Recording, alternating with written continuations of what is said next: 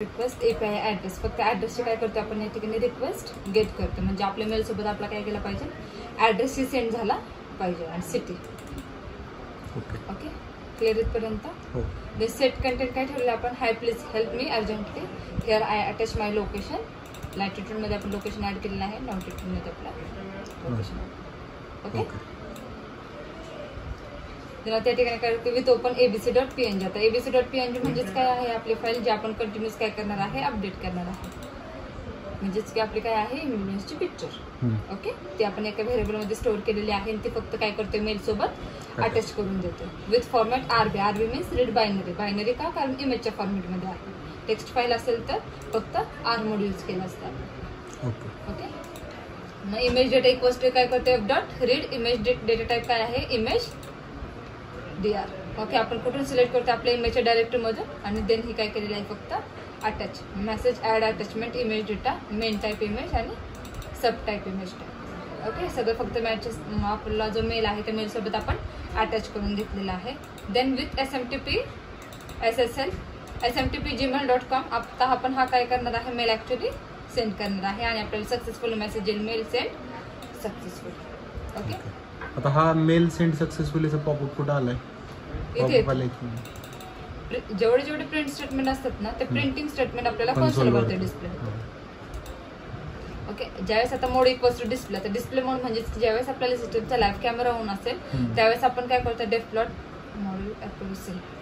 आता हा जो तुम्हाला कोड दिसतोय ना, हा पूर्णपणे तो सिस्टमच्या ग्राफ प्लॉटिंगचा आहे. म्हणजेच की यावेळेस आपण सिस्टम ट्रेनिंगसाठी प्रोव्हाइड करतो, त्यावेळेस सिस्टममध्ये दोन ग्राफ जनरेट केले जातात. एक म्हणजेच की ॲक्युरेसीचा आहे, दुसरा म्हणजेच की लॉसचा आहे. तो दोन्ही ग्राफ इथे प्लॉट्सवरती डिस्प्ले केले जातात. ओके मग या ठिकाणी ऍक्सेस आपण दिलेला आहे, प्लॉट रेंज पास केलेले आहे. आता याच्यामध्ये काय केलेलं, मॉडेल ॲक्युरेसी इपोक्स हे काय आहेत, आपले एक्स अँड वाय लेबलचे कंटेंट्स आहेत आणि याच्या रिगार्डिंग काय केलं जाईल, आपले मॉडेलचे प्लॉट्स ग्राफ केले जातील. ओके आता हे कशावरती डिपेंड आहे, तर ट्रेनिंग अँड टेस्टिंग सेटवरती प्लस नंबर ऑफ इपोक्स वरती. ओके हा डेटा सगळा ग्राफिकल फॉर्मॅटमध्ये इथे रिप्रेझेंट केला जातो. देन ट्रेनिंग डेटा, म्हणजेच की ट्रेनिंगची डेटा कोणती आहे, ट्रेनिंग म्हणजेच की हा जो आपला फोल्डर आहे हा ट्रेनिंगसाठी आणि हा टेस्टिंगसाठी असेल. मग हा ट्रेनिंगसाठी आपण काय करतो, पाथ मेन्शन करतो आणि व्हॅलिडेशन डायरेक्टर म्हणजेच की टेस्टिंग डायरेक्टर आहे. आता नंबर ऑफ ट्रेन म्हणजेच इमेजेसची साईज किती आहे आणि टेस्टिंगसाठी इमेजेसची साईज किती आहे. बॅच साईज म्हणजे किती बाय कितीच्या साईजने इमेजेसचा डेटा काय करायचा, सिस्टममध्ये पुढे पास करायचा आहे.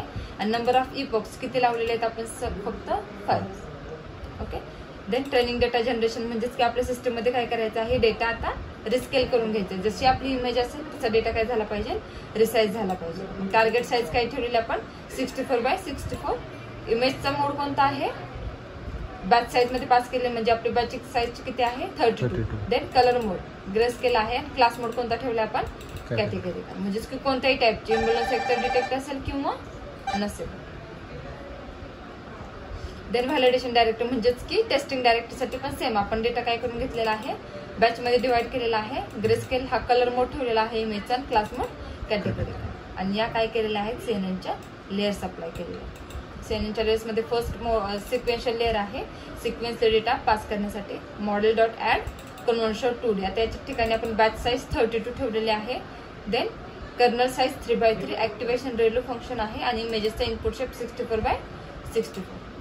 Okay then model of add conversion 2D याची साईज किती ठेवलेली आपण 64. बॅच साईज ठेवलेली आहे. कर्नल साईज काय आहे 3x3 कर्नल साईज.